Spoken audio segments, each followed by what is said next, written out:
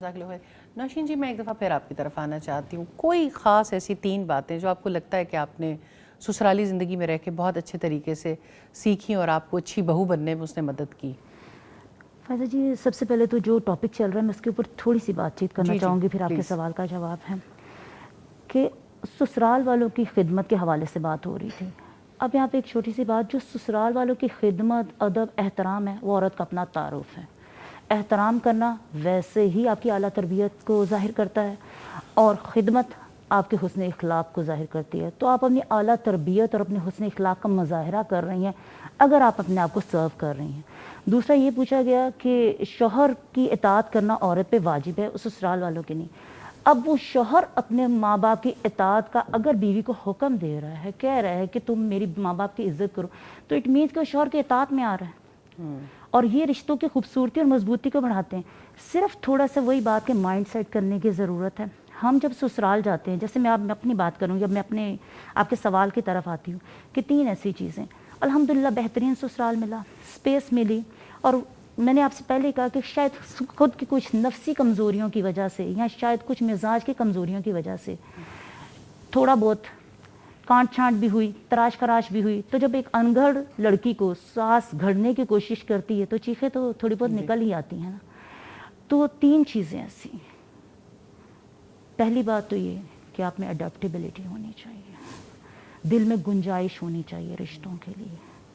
دوسری چیز، آپ کے اندر پازیٹیوٹی ہونی چاہیے، مثبت سوچ ہونی چاہیے، کیونکہ مثبت سوچ انسان کو صحیح ویژن دیتی ہے.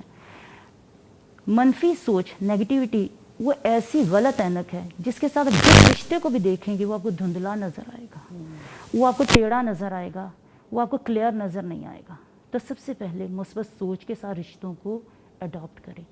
اور جو تیسری چیز ہے وہ پیورٹی ہے، اخلاص، کیونکہ سچائی دلوں پر راج کرتی ہے، دکھاوے نہیں. آج کی بچیوں میں دکھاوا اس طرح سے ہے کہ گھر کے ماحول جیسے بھی ہوں لیکن باہر کا ماحول ان کو کچھ اور ہی کردار نبھانے پہ مجبور کر رہا ہوتا ہے. اور ساس بھی اسی طرح ہی ہیں، چاہے گھر میں بہو کے ساتھ جتنا بھی کڑوا ماحول ہو، باہر کے ماحول میں وہ ہمیشہ اپنے آپ کو کہیں گے کہ میرے سے اچھی ساس کوئی نہیں ہے. تو اسی لیے پیورٹی بہت ضروری ہے. اور ان تینوں چیزوں میں جو منبع اور مرکز ہے، جو ان تینوں چیزوں کو کمبائن کرتا ہے، جو آپ کی ذات کو پالش کرتا ہے، وہ ہے اکاؤنٹیبلٹی، جواب دہی کا احساس. اللہ رب العزت نے اس کا حساب لینا ہے. اور اس چیز فرقان کا میں بھی احساس بھی فرمایا ہے بڑا نا ضروری کہ ہے. تمہیں جی خاندان اور سسرال دیے، تو جو رب نے دیا ہے رب نے پھر اس کے بارے میں پوچھنا بھی ہے. اور ایک مختصر سی بات یہ کہ آج اگر میں ایز اے بہو، جب میری شادی ہوئی، میں کڑیل جوان ہوں، ایک سایہ دار درخت ہوں اور میری شاخیں بھی ہری بھری ہیں، اور میرے سامنے ایک ایسی خاتون ہے جو درخت شاید سوکھتا جا رہا ہے، جس کی شاخیں بھی اب ہری بھری نہیں ہیں اور سایہ بھی نہیں ہے.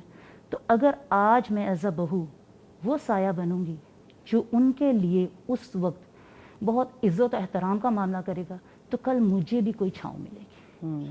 ادروائز پھر یہی ہوگا کہ میں ایک سوکھی اور بے سایہ دار شاخ ہوں گی، ایک ٹہنی ہوں گی، اور آنے والے وقت کو اور گزرے وقت کو صرف کوستی رہوں گی.